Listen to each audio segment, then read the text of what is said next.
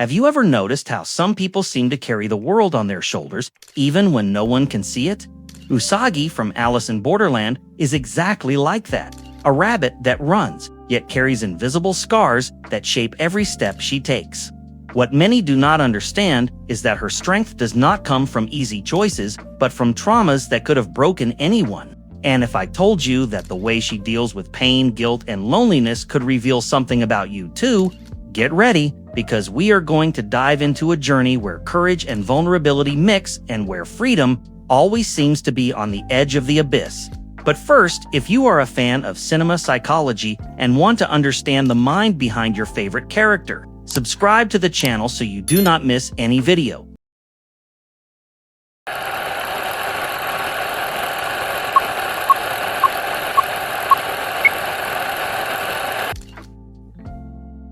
Usagi appears in Alice in Borderland as that character who immediately conveys a sense of lightness, yet at the same time carries a gaze marked by loneliness. It is like someone entering a crowded room, and even while smiling, you feel they are not fully there. The first impression we get of her is someone strong, independent, but also surrounded by silences that speak louder than words.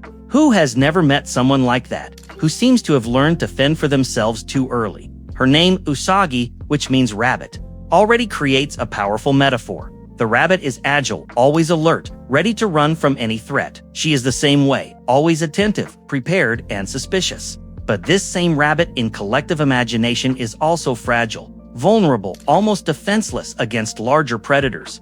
And this duality already says a lot about who she is. Deep down, Usagi is that friend who, even while laughing, carries a weight she rarely shares.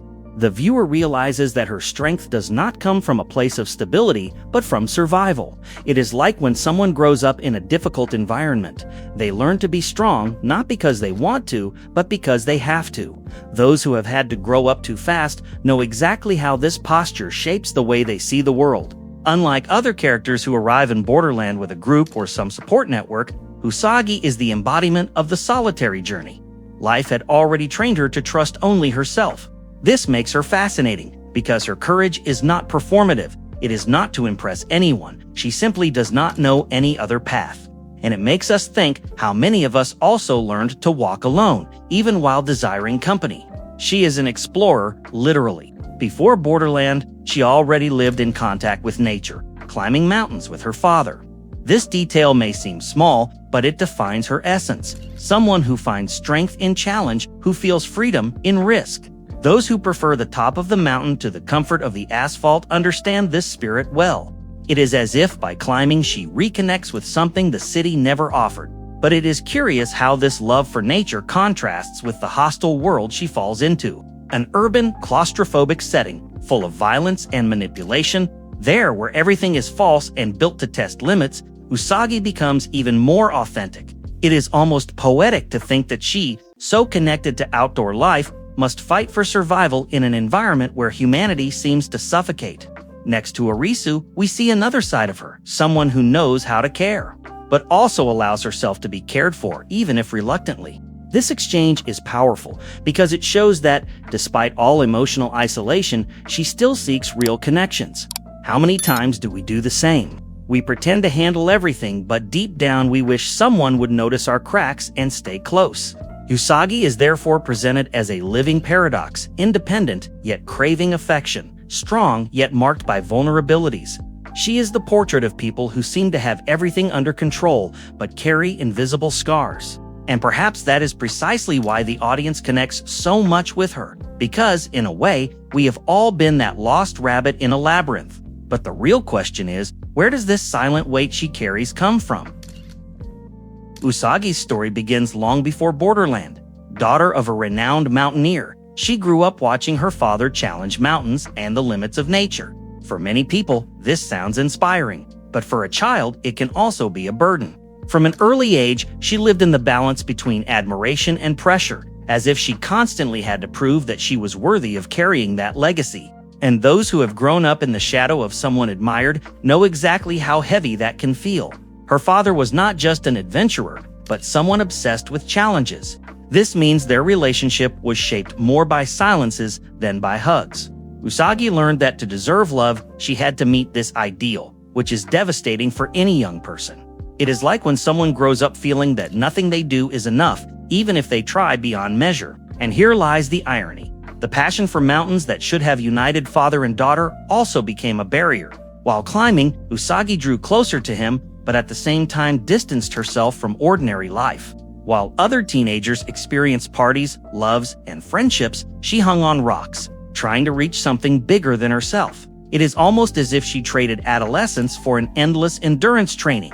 Tragedy strikes when her father is accused of fraud and dishonor. This is the final crack in her story. Usagi not only loses the father figure she admired so much, but also sees society pointing the finger at her as if she were complicit. It is one of those moments when the ground opens up and a person is forced to reinvent themselves because nothing they knew makes sense. At this point, Usagi was no longer just the mountaineer's daughter, but the heir to a public shame.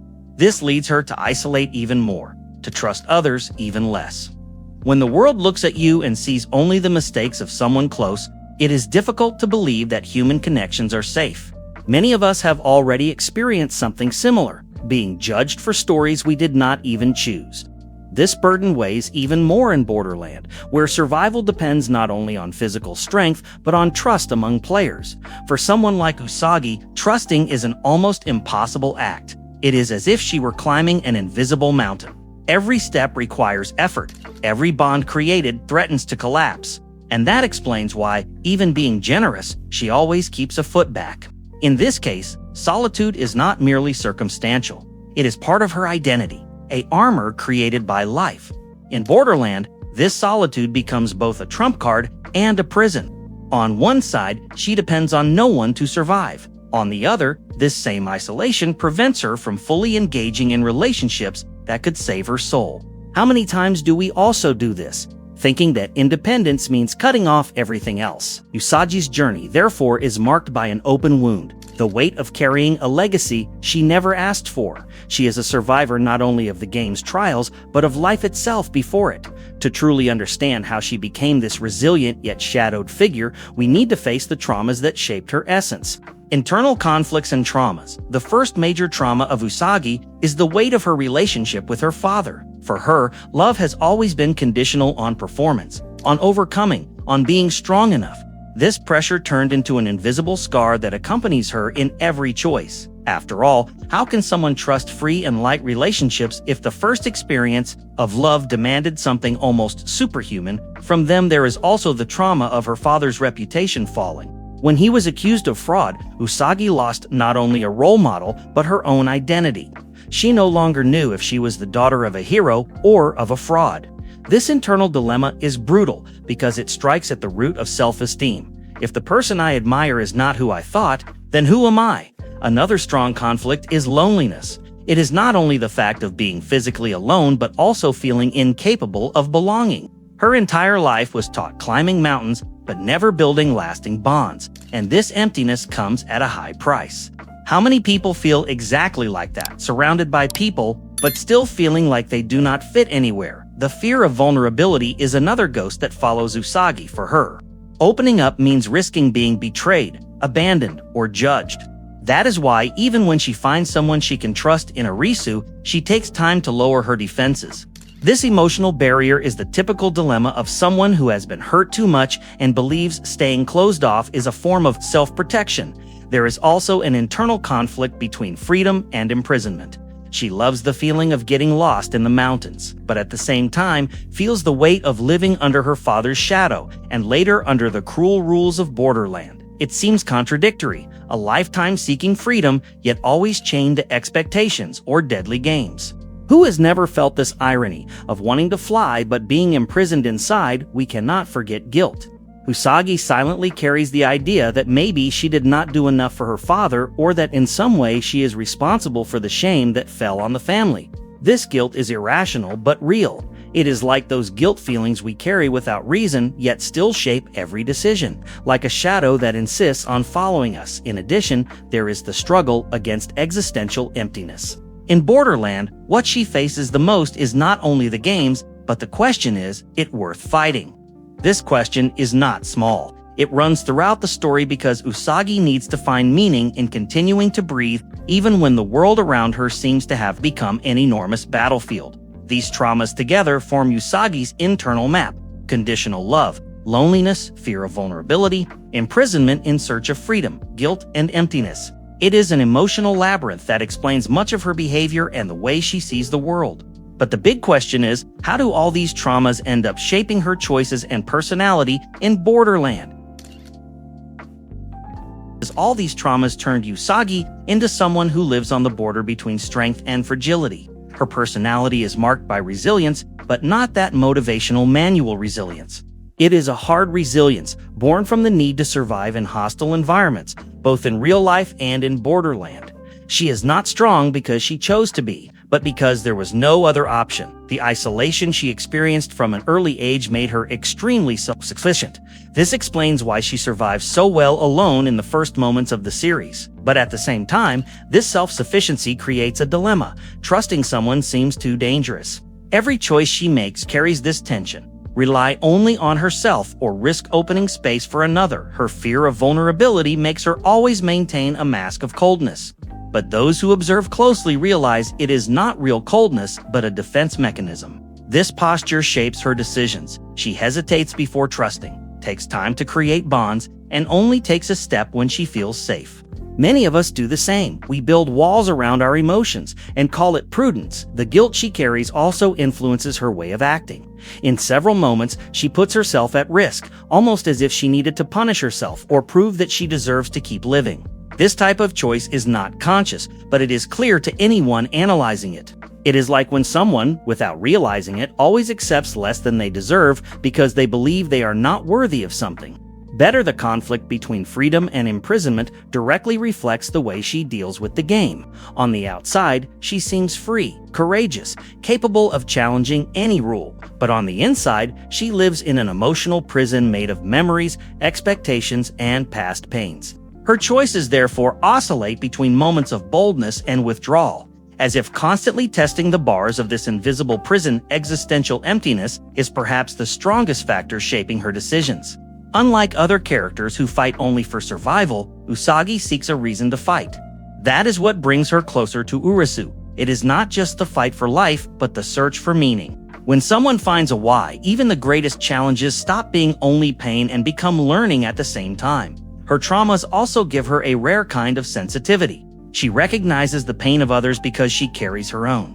This explains why, even with all her distrust, she can connect with Arisu in such a profound way. This connection shapes not only her choices in the game, but also her emotional healing journey in summary. Each trauma becomes a lens through which Usagi sees the world. Her choices are not random, but directly echo her story. And perhaps that is what makes her so fascinating. A character who reminds us that our wounds do not define us, but deeply shape the path we follow. But deep down, can she truly find the freedom she has always sought? So what did you think of diving into Usagi's mind? Did you feel how every choice, every fear, and every trauma shapes not only who she is, but also how we face our own internal labyrinths? Now I want to know from you which character you would like us to analyze in the next video. Do not forget to subscribe to the channel and turn on notifications to keep following these deep analyses and discover what is behind the characters you love